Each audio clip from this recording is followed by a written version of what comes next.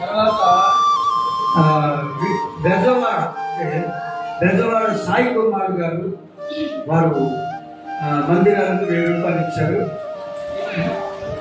1000 రూపాయలు ఇచ్చారు. నాకు ఆకలి అవుతుంది, నాకు ఇంకా ఎక్కువ ఆకలి అవుతుంది. మంచిగా 1000 రూపాయలు ఇచ్చారు సాయి కుమార్ గారు, బెజవాడ సాయి కుమార్ గారు. వారు మంది ఇచ్చిన గాక. అలాగే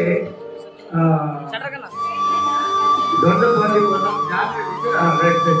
వీళ్ళందరూ కూడా వీళ్ళేమో ఈరోజు భోజనం ఖర్చులంతా దేవుడి గారు ఇచ్చారు. దేవుడికి స్తోత్రంగా తప్పకుండా ఆయన ధ్యానించారు. తప్పకుండా జాన్ గారు వచ్చే నెలకి 2000 రూపాయలు ఇచ్చారు.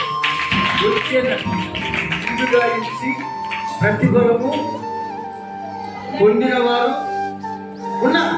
అట్లాగే ముందుగా ఇచ్చారు కాబట్టి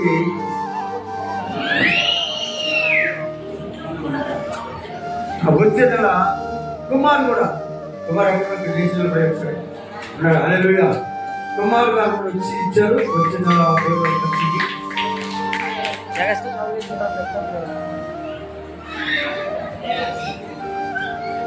వచ్చే నెల వాళ్ళు దేవుడికి స్తోత్రం. అందరు కూడా అలాగే ఉండండి.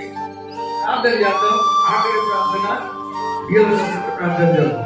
అందులో ప్రార్థన చేద్దాం. ప్రేమ కలిగిన మా రక్షకుడా,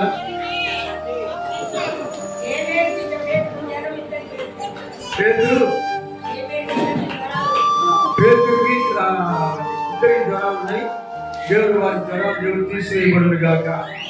ప్రార్థన చేసి